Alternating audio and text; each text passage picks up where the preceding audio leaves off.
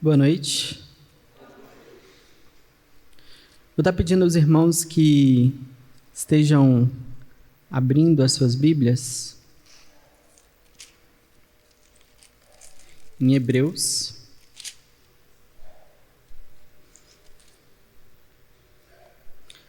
capítulo 6.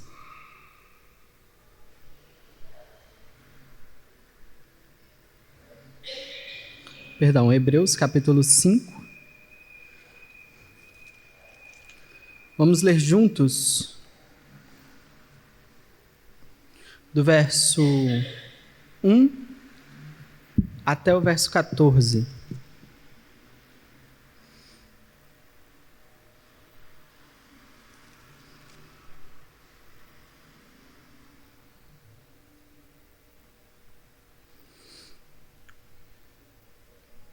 Porque todo sumo sacerdote, sendo tomado dentre os homens, é constituído nas coisas concernentes a Deus, a favor dos homens, para oferecer tanto dons como sacrifícios pelo pecado. E é capaz de condoer-se dos ignorantes e dos que erram, pois também ele mesmo está rodeado de fraquezas. E é por essa razão que deve oferecer sacrifícios pelos pecados, tanto do povo quanto de si mesmo. Ninguém, pois, toma esta honra para si mesmo, senão quando chamado por Deus, como aconteceu com Arão, assim também Cristo a si mesmo não se glorificou para se tornar sumo sacerdote, mas o glorificou aquele que lhe disse: Tu és meu filho, eu hoje te gerei. Como em outro lugar também diz: Tu és sacerdote para sempre, segundo a ordem de Melquisedeque. Ele, Jesus, nos dias da sua carne, tendo oferecido com forte clamor e lágrimas, orações e súplicas a quem o podia livrar da morte, e tendo sido ouvido por causa da sua piedade, embora sendo filho, aprendeu a obediência pelas coisas que sofreu, e tendo sido aperfeiçoado, tornou-se o autor da salvação eterna para todos os que lhe obedecem, tendo sido nomeado por Deus sumo sacerdote, segundo a ordem de Melquisedeque. A esse respeito, temos muitas coisas que dizer e difíceis de explicar, porquanto vos tende tornados tardios em ouvir. Pois, com efeito, quando devíeis ser mestres, atendendo ao tempo decorrido, tendes novamente necessidade de que alguém vos ensine de novo quais são os princípios elementares dos oráculos de Deus. Assim, vos tornastes como se necessitados de leite e não de alimento sólido. Ora, todo aquele que se alimenta de leite é inexperiente na palavra da justiça, porque é criança, mas o alimento sólido é para os adultos, para aqueles que, pela prática, têm as suas faculdades exercitadas para discernir não somente o bem, mas também o mal. Pai querido, Deus de misericórdia e graça, agradecemos, Senhor, novamente por estar na Tua casa, agradecemos, Pai, pela palavra lida, agradecemos porque recebemos, Pai, as Escrituras como graça do Senhor, agradecemos porque moramos num país onde nós podemos aqui ler ela com toda a liberdade, sem nenhum temor. Agradecemos, Pai, porque em vários lugares do mundo isso não é possível. Venho, Senhor, também aproveitar para pedir que o Senhor fale, Senhor, aos nossos corações agora através da mensagem revelada, Pai. Pai, que essa mensagem revelada aqui no livro de Hebreus possa atingir o nosso coração, Pai, e falar ao nosso coração de forma que transforma não só o nosso entendimento sobre as coisas, mas também o nosso coração e a nossa vida. Em nome de Jesus, amém. Pensando aqui no nosso texto, Me sinto obrigado a dividir o texto da forma natural como ele está dividido. Nós temos uma primeira parte que segue do versículo 1 ao versículo 10 e depois do versículo 11 ao versículo 15. Essa estrutura de duas partes ela é muito comum no livro de Hebreus. Ela está sempre presente porque o autor de Hebreus, primeiro ele traz uma instrução doutrinária e depois ele aplica essa instrução doutrinária em cima da vida dos crentes. Aqui, apesar de seguir essa mesma estrutura, o propósito não é nem tanto a aplicação dessa doutrina ensinada, mas sim uma exortação por causa da impossibilidade dele explicar essa doutrina como ele gostaria de explicar. Então, nessa primeira parte do versículo 1 ao versículo 10, ele nos mostra as características próprias de que Jesus tinha. E para isso a gente precisa lembrar de algumas características que o povo hebreu tinha. A gente é apresentado a diversas dessas características no Antigo Testamento. Certamente o pastor já falou com os irmãos que a revelação ela é progressiva, ela foi dada de forma progressiva. Então nós recebemos primeiro Gênesis, depois Êxodo e assim por diante os livros foram oferecidos à igreja. E nesse progresso da mensagem, o nosso entendimento é expandido acerca daquilo que está sendo revelado. E justamente com isso em mente que a gente pode analisar como era o contexto do Antigo Testamento e por que ele se faz tão presente aqui na Carta dos Hebreus e principalmente no nosso texto. Primeiro, o sumo sacerdote, que aqui é citado, ele é muito importante no contexto do povo hebreu, no contexto do templo. Deus havia feito um pacto com a tribo de Levi e através desse pacto ele forneceria sacerdotes a partir dessa tribo. Então todo sacerdote ele era pertencente à tribo de Levi. Essa era uma promessa, mas também uma restrição sobre o sacerdote. Dentre esses sacerdotes, era designado por Deus um sacerdote, o qual seria o líder dos sacerdotes, e esse sacerdote ele era identificado como sumo sacerdote. Ao longo do tempo, esse sumo sacerdote ele adquiriu também poder político, liderando ali o sinédrio, liderando então não somente a religião de Israel, mas também todo o povo de Israel. Ele compartilhava dessa liderança. As pessoas, então, elas procuravam o sacerdote em algum momento do ano para que fosse levado ao sacerdote todos os pecados junto com o sacrifício para que o sacerdote pudesse expiar os pecados através do sacrifício. Então, a figura sacerdotal era uma figura confortante para o povo hebreu. O sumo sacerdote, ele era superior a isso porque uma vez por ano ele entrava dentro do Santo dos Santos, no qual ele oferecia a um sacerdote que ele oferecia um cordeiro, sacrificava um cordeiro e mediando também não só os pecados de todo o povo de uma forma universal, mas também de todos os sacerdotes, inclusive o pecado dele mesmo. Ainda sobre o povo judeu tinha uma expectativa messiânica.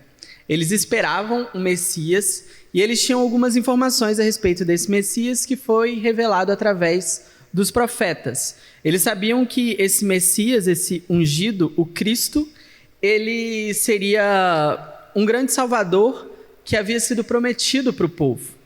A nação de Israel sabia que esse Messias ele teria algumas funções. Ele seria rei de Israel e também profeta de Deus. Ele seria rei de Israel segundo a ordem de Davi, então ele seria da descendência de Davi, e Deus falaria através dele, então ele também seria um profeta. Só que ele assumiria um trono e governaria Israel, não só Israel, mas a partir de Israel ele governaria todas as outras nações. Essa era a expectativa que o povo hebreu tinha. Agora, esse entendimento claro acerca do Messias se restringia apenas à característica de rei e profeta. Eles não conseguiam entender sobre o fato de que Jesus também seria sacerdote, e é justamente isso que a carta de Hebreus toda está tentando explicar para aquele povo, que Jesus, ele é o sumo sacerdote, mas o sumo sacerdote final. Isso ganha um pouco mais de gravidade quando a gente analisa que Hebreus foi escrito ainda quando o templo estava de pé, ou seja, foi escrito antes do ano 70. Significa que existia ainda um sumo sacerdote e existia também os sacerdotes. E o que o escritor aqui de Hebreus está dizendo é que não existe mais esses sacerdotes porque Jesus foi o último sumo sacerdote. E para compreender isso, ele traz alguns argumentos aqui no capítulo 5, e um pouco mais à frente ele também traz no capítulo 7, explicando talvez o primeiro questionamento que surge na mente de um judeu. Como que Jesus ele é um sacerdote se ele não é da ordem de Levi, e Deus falou que todo sacerdote viria da ordem de Levi. Esse talvez seja o primeiro questionamento e o que impedia o judeu de conseguir entender Jesus como um sacerdote. O segundo questionamento que talvez possa surgir vem por conta de que todo sacerdote ele era escolhido por Deus, designado por Deus e reconhecido pelo povo de Deus. Então, mais ou menos a respeito disso que o nosso texto vai explicar. E por isso, então, seguindo essa estrutura, eu gostaria de que a gente dividisse esse capítulo em duas partes, para a gente entender a instrução que o autor está dando sobre o sacerdócio de Jesus e depois a exortação que ele faz aos hebreus. Primeira coisa que ele expõe no versículo 1 do capítulo 5 é que o sacerdote ele tinha que ser homem. No versículo 5:1 a gente lê: porque todo sumo sacerdote, sendo tomado dentre os homens, é constituído nas coisas concernentes a Deus. Então ele deveria ser homem. O que o texto está nos mostrando é que Jesus é homem. E aqui ele faz um comparativo com Arão, demonstrando que Jesus ele é homem assim como Arão era homem. Isso é uma verdade inexorável do Evangelho. Não tem como a gente questionar essa verdade. Jesus ele é homem. Isso é muito importante, a menção disso, porque existia na igreja primitiva, e se manteve alguns séculos depois, a dúvida de que se Jesus era de fato homem, se ele não era que ele não era somente divino, um ser celestial como um anjo. Então, o autor aqui está deixando muito claro que Jesus, ele é homem. Ele precisava, para que exercesse esse ministério sacerdotal, ser homem. Ainda sobre essa humanidade de Cristo, ele vai nos lembrar de que Jesus, por ser homem, no versículo 2, ele é capaz de condoer-se dos ignorantes e dos que erram, pois também ele está rodeado de fraquezas. Apesar de Jesus não ter cometido pecado, ele foi tentado, ele passou por provações, ele passou por dificuldade, ele teve fome, ele teve sede, ele chorou, ele passou por todas as mazelas da vida humana. Portanto, ele, assim como todos os outros sacerdotes, entende a condição que o homem tem de fragilidade diante das adversidades e também diante do pecado. Só que diferente dos sacerdotes, ele não pecou. É importante que a gente tenha em mente que o Jesus não ter pecado não é porque ele era Deus. Porque a gente vai ler lá em Filipenses capítulo 2, que Jesus, capítulo 2, verso 5, que Jesus não usou por usurpação o ser igual a Deus. Ou seja, ele usava da divindade dele para realizar milagres, mas quando se tratava da vida dele, daquilo que abençoaria apenas ele e não as pessoas que estavam em volta dele, ele não usava desse benefício de ser igual a Deus. E também Lucas registra que ele crescia, assim como todas as pessoas, ele crescia em sabedoria, em estatura e graça diante de Deus. Então ele, assim como todos os homens, ele aprendeu, ele cresceu em conhecimento, ele cresceu em sabedoria, ele foi educado por seus pais e ele não usou o fato de ser Deus para benefício próprio. Então, através desse sofrimento que ele passou durante a vida e da obediência dele, ele pôde se fazer Salvador, ser o nosso sacerdote. Segundo ponto que o autor de Hebreus destaca é que o sacerdote, ele é escolhido por Deus. No verso 4, vai dizer: ninguém, pois, toma essa honra para si mesmo, senão quando chamado por Deus, como aconteceu com Arão. Então, ele está dizendo que o sacerdote ele não podia se autodesignar sacerdote. Era Deus quem escolhia, era Deus que chamava e era Deus que estipulava quem seria o sacerdote e principalmente o sumo sacerdote. Aqui ele mantém a comparação com Arão, mostrando que, assim como Arão, Deus foi chamado, Jesus foi chamado, Jesus foi escolhido. Para demonstrar isso, o autor cita Salmos 2, 7, tu és meu filho, eu hoje te gerei. E como que, pensando já numa réplica que o leitor teria de dizer, não, mas o Salmo 2 está falando acerca do reinado de Cristo, e não sobre o ministério sacerdotal de Cristo, ele já lança a mão de um outro argumento que está no Salmo 110, 4. Tu és sacerdote para sempre, segundo a ordem de Melquisedeque. Então ele cita o Salmo 2, esperando já uma argumentação, ele já responde com o Salmo 110. Aqui eu gostaria de abrir um pequeno parênteses, adiantando um pouco do que fala no capítulo 7, que é quando ele finaliza essa parte sobre que ele retorna sobre Melquisedeque. Há algumas coisas, a gente precisa esclarecer algumas coisas a respeito de quem foi Melquisedeque. E por que é tão importante essa menção de que Jesus ele é da ordem de Melquisedeque.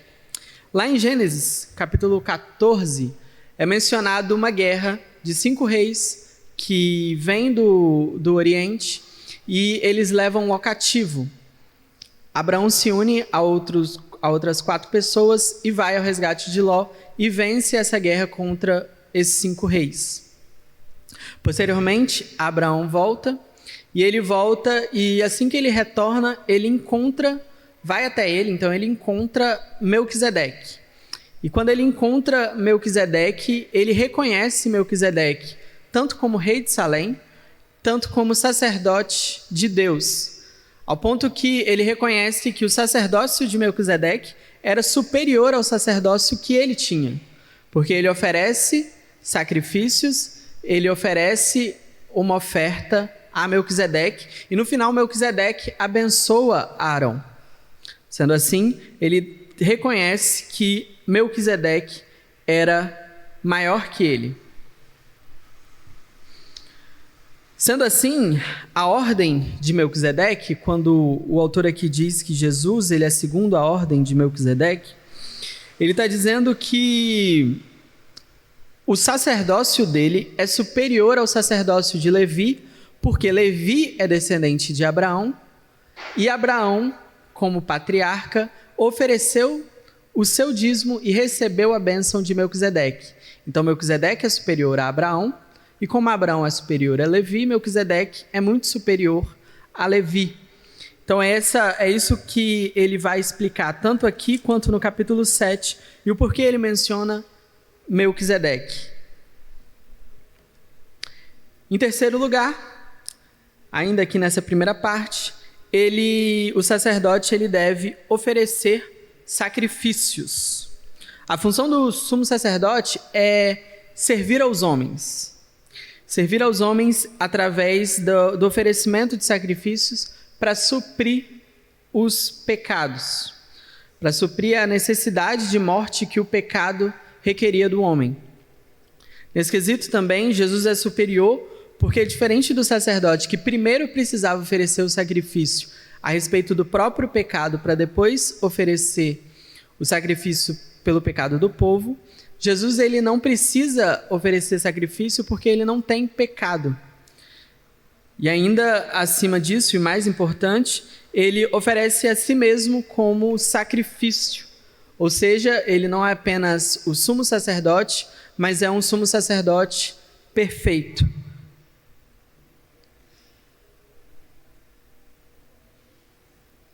Então, nessa primeira parte, ele chama atenção para essas 3 características a respeito do sacerdócio de Cristo. Primeiro, que o sacerdote ele deveria ser homem, e Jesus foi homem, assim como Arão. Em segundo, que ele é designado por Deus, assim como Arão foi designado, Jesus foi designado por Deus. Em Isaías 46, vai dizer que Jesus é a pedra eleita a qual os construtores rejeitaram.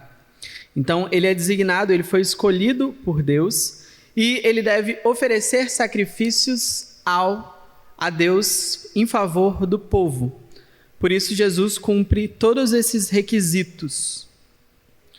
E agora, em Hebreus 11, até o final do capítulo, ele faz uma pausa para uma interrupção muito abrupta. Ele não termina a argumentação dele, mas ele interrompe para falar sobre outra coisa. Outra coisa vem à mente do escritor. E eu vou ler novamente o verso 11 ao verso 14. A esse respeito, temos muitas coisas que dizer e difíceis de explicar, porquanto vos tendes tornados tardios em ouvir. Pois, com efeito, quando devíeis ser mestres, atendendo ao tempo decorrido, tendes novamente necessidade de que alguém vos ensine de novo quais são os princípios elementares dos oráculos de Deus. Assim vos tornastes como necessitados de leite, e não de alimento sólido. Ora, todo aquele que se alimenta de leite é inexperiente na palavra da justiça, porque é criança. Mas o alimento sólido é para os adultos, para aqueles que pela prática têm suas faculdades exercidas para discernir não somente o bem, mas também o mal. Aqui, a primeira repreensão que o autor faz é que ele tinha muita coisa para falar ainda, mas a igreja era tardia demais para ouvir. E por vezes nós somos tardios demais em ouvir. A gente se fecha para outros pontos de vista e de pessoas, às vezes, que sabem mais sobre determinado assunto que a gente mesmo. Médico que diz que você tem que fazer alguma coisa e você... Não precisa disso, eu posso tomar um chá que resolve. Ou talvez a falta de reconhecimento de que, às vezes, o pastor que tá à frente aqui da igreja de Paú diz alguma coisa, mas eu acho que eu sei mais que ele, portanto eu não ouço o que ele fala. A gente se prende também demais a concepções que nós temos que são advindas de senso comum. Coisas que nós não retiramos da palavra, mas que talvez, por uma questão de tradição, por uma questão de crescimento dentro de um contexto religioso, a gente tende a achar que determinadas coisas estão certas. Podemos pensar aqui que, no exemplo aqui nosso, dentro aqui da igreja, a gente, às vezes, entende que nós estamos na casa de Deus, que esse é o templo de Deus, que é um lugar sagrado. Só que nós, às vezes, extrapolamos esse conceito. Quando a gente olha para o Antigo Testamento, olha para algumas características que o templo, que o tabernáculo, o primeiro templo e o segundo templo tinha, e importa isso para dentro da nossa igreja. A gente acha que, por ser um lugar sagrado, determinadas coisas, que esse ambiente é um ambiente especial, ou aqui ou ali, que esse é o altar, onde tem uma colocação espiritual superior. E a gente se esquece que houve uma transição, que Cristo ele rompeu uma barreira. Cristo ele rompeu uma barreira geográfica, Cristo ele rompeu uma barreira religiosa, e a Bíblia nos diz que o véu foi rasgado. Não existe mais Santo dos Santos, não existe mais altar para que sejam oferecidos sacrifícios, e não existe mais lugar santo, porque o lugar santo é onde a igreja está reunida. Todos esses conceitos são conceitos que a tradição traz para a gente, que às vezes o senso comum traz para a gente, e que a gente acha que sabe das coisas, mas na verdade a gente não tem fundamento bíblico nenhum para isso que a gente acredita. É importante então que exista em nosso coração humildade para ouvir aquele que sabe mais do que a gente sobre o assunto do qual ele se propõe a falar. E deixar cada vez mais a soberba de lado, de achar que nós não precisamos ouvir ou que estamos sempre certo, simplesmente porque eu vi no Google ou porque assisti um vídeo no YouTube e agora eu não preciso mais ir no médico porque eu descobri que a água faz mal porque a água ela não é adicionado minério na água. Rejeitamos pessoas que têm as melhores respostas para ir atrás de respostas que não têm fundamento nenhum. Em segundo lugar, a interrupção aqui, ele explica no versículo 12 o porquê da interrupção. Ele explica com uma repreensão bem severa no versículo 12. Todo professor, quando ele está dando aula, ele percebe se os alunos estão conseguindo acompanhar aquilo que ele está dizendo. Pelo olhar, pela falta de atenção. Ele consegue perceber se aquela pessoa que está ouvindo está acompanhando a linha de raciocínio dele ou se ela se perdeu. Assim, ele faz algo que todo mundo, ou como aluno ou como professor, já passou na sala de aula. De um momento onde a turma inteira está dispersa, ninguém está ouvindo o que o professor está falando e ele precisa dar um grito e interromper tudo para chamar a atenção da turma para que a turma volte a prestar atenção naquilo que ele está falando. E é mais ou menos esse movimento que o autor de Hebreus faz. Ele faz uma repreensão aqui severa porque essa chamada de atenção que ele faz é para mostrar que tem alguma coisa errada. Havia muito tempo, aqui a gente está aproximadamente 70, 65 depois de Cristo, então havia muito tempo que eles já ouviam a respeito de Cristo, que eles já estavam sendo ensinados pelos apóstolos, que eles já caminhavam juntos em comunidade, só que eles ainda não tinham absorvido as coisas elementares da fé. Eles ainda não tinham absorvido o básico. E como que ele ia falar sobre o sacerdócio de Jesus, sobre Melquisedeque, sobre coisas tão profundas, se eles não tinham aprendido ainda coisas simples como arrependimento, como salvação, como diversos outros temas básicos. Quantos anos que é necessário para que a pessoa receba de forma completa a fé cristã? O autor ele não especifica aqui, mas ele é muito claro em dizer que eles já deviam ser mestres. E aqui, mestre não significa uma pessoa,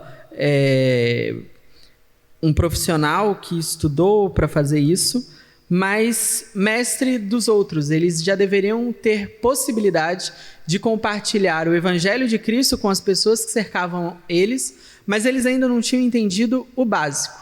Eles ainda ignoravam o básico.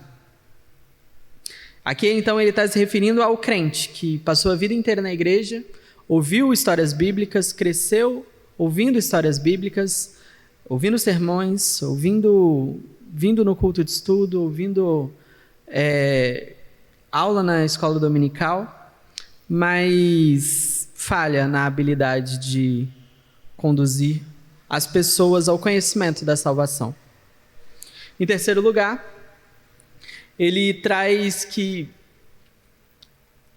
é necessário ainda que vocês tenham novamente alguém ensinando. Ele vai dizer, vocês precisam que alguém ensine a vocês coisas elementares da fé cristã. Que exortação e que censura o autor aqui faz para a igreja. Para o autor é inadmissível uma pessoa velha de igreja que não saiba profundamente o básico. E não é profundamente coisas complexas, mas profundamente o básico. Não saiba profundamente sobre arrependimento, não saiba profundamente sobre batismo, sobre oração, sobre a ressurreição de Cristo. Esses são os pontos que ele coloca como princípios elementares no verso 1 e do verso 2 do capítulo 6. E acrescentando talvez a isso, a gente possa acrescentar o que a Reforma considerava como elementar da fé, coisas como 10 mandamentos, coisas como a oração do Pai Nosso, ou talvez o credo apostólico, coisas que nós deveríamos saber. E por que essa ausência de compreensão para o autor é tão ultrajante a ponto dele interromper o raciocínio dele, a argumentação dele para fazer essa exortação? Por que chama tanta atenção ao ponto dele interromper o que ele estava falando, se perder no assunto, que ele para aqui no verso 11 do capítulo 5 e ele mantém essa exortação até o verso 20 do capítulo 6. Só no versículo 1 do capítulo 7 que ele retoma Melquisedeque. Que ele continua dizendo, por que Melquisedeque, rei de Salém, ele retoma o assunto do verso 10. Porque isso demonstra um coração que não tem Jesus como bem mais precioso. Afinal de contas, isso é uma questão bem racional e bem fácil da gente conseguir visualizar. Se Jesus é o centro da sua vida, o porquê a preguiça de estudar a palavra? O porquê a preguiça em conhecer mais a respeito de Jesus?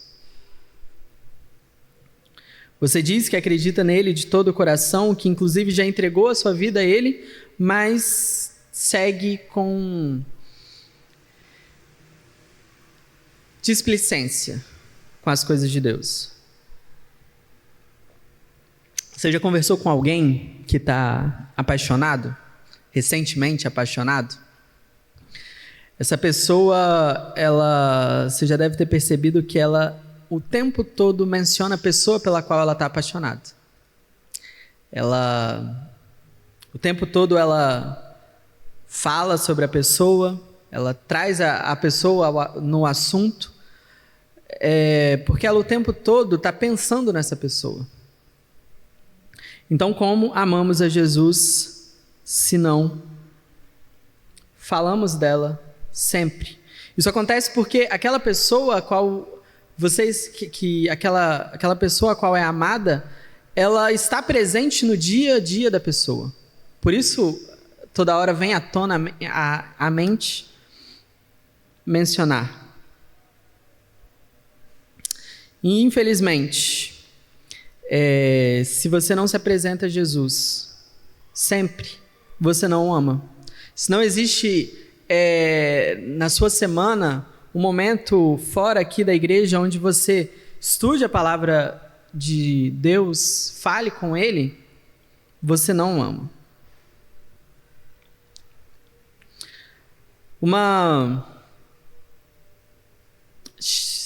Paul Washer, em um sermão muito famoso dele na internet, inclusive não sei qual é o título do sermão, porque na internet, tanto em inglês quanto em português, você acha com o título de pregação chocante ou a pregação mais chocante, então não sei qual é o título real do sermão, mas ele traz uma exortação dura sobre o que ele estava falando, dizendo que, infelizmente, a maior mentira do evangelicalismo, do movimento evangélico moderno, foi a de que se você, uma vez na sua vida, disse 3 palavrinhas mágicas, eu aceito a Jesus, você está salvo. Essa mentira ela foi compartilhada por muitos evangelistas no final do século XX, E ele chama a atenção dizendo que, por causa disso, muitas pessoas acham que são convertidas, acham que estão salvas, porque foi afirmado para elas que se elas falassem, eu aceito a Jesus, ela estava salva. O problema disso é que se você disse uma vez na sua vida, eu aceito a Jesus, e você não vive em conformidade com as coisas de Jesus, a Bíblia é muito clara em dizer que você não ama e você não é reconhecido por Jesus como amigo dele. Então, não basta apenas 3 palavrinhas mágicas, mas uma vida que demonstre uma verdadeira conversão. A conversão, ela acontece em um momento. Junto à conversão, ou imediatamente após, ou talvez pouco tempo depois, acontece a regeneração, onde uma mente é transformada. Por causa da regeneração, nós somos justificados em Cristo. A nossa justificação acontece através da fé e do arrependimento. Só que o próximo passo é a santificação. E se não existe santificação contínua, se você olha para você hoje e pensa o como eu era há 1 ano atrás e você não melhorou em nada, é porque não existe um processo de santificação. E se não existe um processo de santificação, significa que todo o caminho anterior, o chamado, a conversão, a regeneração, o arrependimento, a fé, tudo isso não aconteceu, você apenas achou que aconteceu. Porque a santificação é a continuação desse processo, que é finalizado na última etapa, na glorificação, que acontecerá quando Jesus Cristo voltar. Portanto, o que o autor de Hebreus está dizendo é que ele gostaria de falar, de ensinar mais coisas, mas ele percebe que não tem condições de fazer isso, porque o público não está interessado. Porque ele está trazendo verdades preciosas do Evangelho de Cristo que ninguém quer ouvir. E ele percebe que ninguém quer ouvir porque ninguém tem aprendido. Quando a gente está interessado por um assunto, a gente aprende ele quando alguém fala. Ninguém está aprendendo, ninguém tem interesse, ninguém tem se dedicado a isso. Então, para que o autor vai gastar tempo aqui escrevendo? Essa é a repreensão que ele traz. E que isso possa nos relembrar da nossa responsabilidade de caminhar próximo a Deus, tanto em oração, tanto em leitura da palavra, tanto em estudo da palavra.